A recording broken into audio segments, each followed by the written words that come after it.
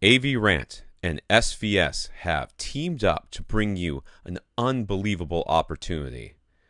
Have you been dreaming of dual subwoofers? Perhaps you'd like to upgrade your entire 5.1 speaker package. Don't have the cash? AVRant and SVS have your back. Go to www.avrant.com right now for your chance to win your choice of dual PB1000 subwoofers or a prime 5.1 satellite speaker package. Contest ends September 30th. Don't wait. Open to the residents of the United States and Canada. We are your home theater and AV questions answered. This is AVRant. Want your home theater or AV question answered by Tom and Rob? Send it to question@avrant.com. Welcome to AVRant. I'm Tom Andry, and I'm here with Rob H. Neil. Neil has been tasked with selecting some speakers for a friend's home theater build after talking him out of using some random JBL home theater in the box leftovers. All right.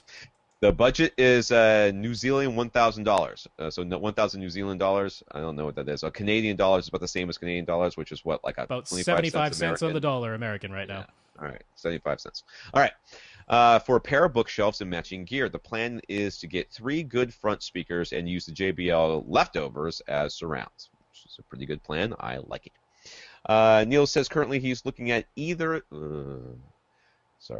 He's looking at either the Klipsch reference R15M, which I don't know what those are, or the Wharfedale Diamond 10.1s to be driven by the Denon AVR X1200W. His friend has already purchased, so he's got a receiver.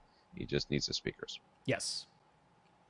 So I'm hearing sound from the other room here. Hold on a second. Which of these would we recommend, or should we be looking at something else in the same price range, keeping in mind that the options are limited in New Zealand compared to the States and Canada? I gotta be honest with you, Neil. This is really hard for me personally to answer. I have no problems with either of the speakers that you mentioned. Klipsch are perfectly fine if your friend likes the way they sound, and Wharfedale have got a good reputation. Yes. I can't say I've heard them recently, but they've got a good reputation. I know when I was in Australia, Dali was readily available, and if Dalis are in your price point and they're available in New Zealand as well, I know that we can't extrapolate from Australia to New Zealand, but you guys are pretty close, whatever. If Dalis are available, I would be listening to some Dalis. Frankly, listening is the number one thing you need to be doing right now with your friend, and having them listen to some speakers as much as you can. I know in Perth there were plenty of hi-fi stores that still had demo rooms and stuff, and they were also very commonly had B-stock sort of stuff on the shelf that you could pick up, scratch and dent sort of stuff for really cheap. And if this guy's using leftover JBL speakers anyways, you go in there and pick up a 5-speaker system for pretty cheap. Along the same lines, I was going to maybe suggest KEF, which I looked up, and I know KEF is available in New Zealand. And typically their prices, there should be that Q series should be able to fit within this budget. Although, things are often more expensive in New Zealand and Australia than even with the dollar being the same amount. It's not just exchange rate. But I think KEF is one that you should be able to find somewhere and have a listen to their Q series. Between these two, I mean, it's the thing we've always said, which is that the Klipsch reference series is so much more efficient than probably those JBL home theater in a box speakers that it might be difficult to get a good level match just between the surround speakers and the front 3 if the front 3 are Klipsch. So my immediate leaning, if these are the only 2 choices, was more towards the Wharfedales, which they're good speakers. So if you just went with that, I don't really think your friend would be disappointed, to be honest. I'd be all right with that. But the other 2 suggestions, the Dalis and the KEFs, if you have the opportunity to listen, I think that'd be good to check out. Yeah. So he asks, when setting up the room, if they discover that some room treatment is required, would temporarily hanging some towels in the spots where treatments would go be a way to test effectiveness? If not, what else would most people have in a house that he could use as proof of concept? Blankets. Yeah, towels aren't. I was going to say blankets or like pillows, like down pillows, maybe. I mean, blankets, but comforter. Blankets with comforters would be better, but not towels. Yeah, you need a stack of towels. You know, like, yeah, I don't know like we showed that DIY acoustic panel that was made out of towels, but that was a stack of towels. That was a like 2 or 3 inch thick stack of towels. It can work, but it's probably cumbersome to try and hang 3 inches of stacked towels just, you know, temporarily. So somebody probably has a comforter in that house or some kind of blanket, and that's what I would put instead. Yeah, it's going to be awfully hard though because you really need, multiple places where they're hung up in order to test the quote-unquote effectiveness. Just putting one up on one side and expecting to hear a massive difference. Even just putting a comforter up behind your head, like if your seat is fairly close to that back wall, you put a comforter up behind your head, you'll notice a difference.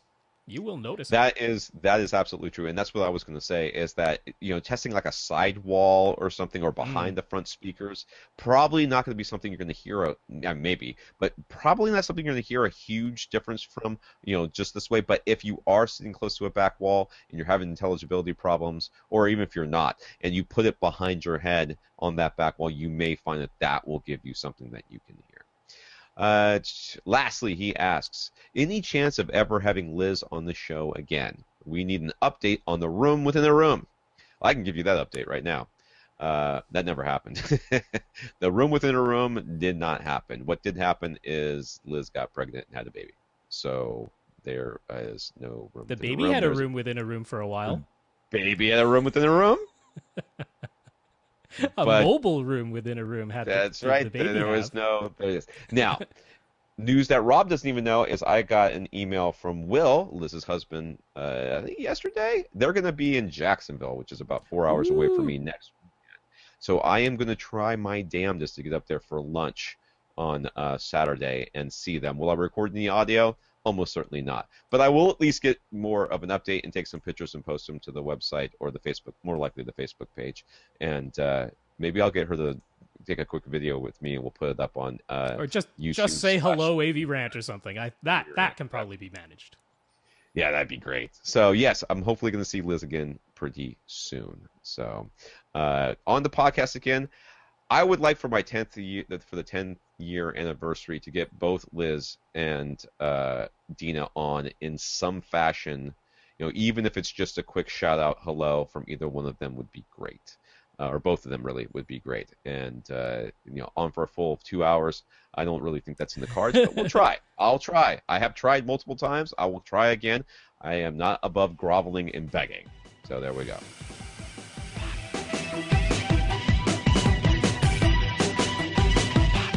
Want your question answered? Send it to question@avrant.com.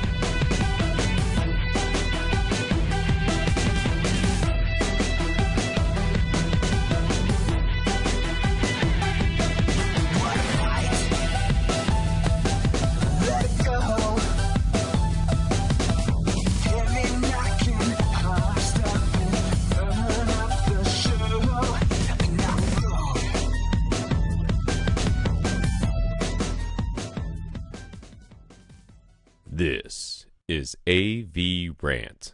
Now go out and listen to something.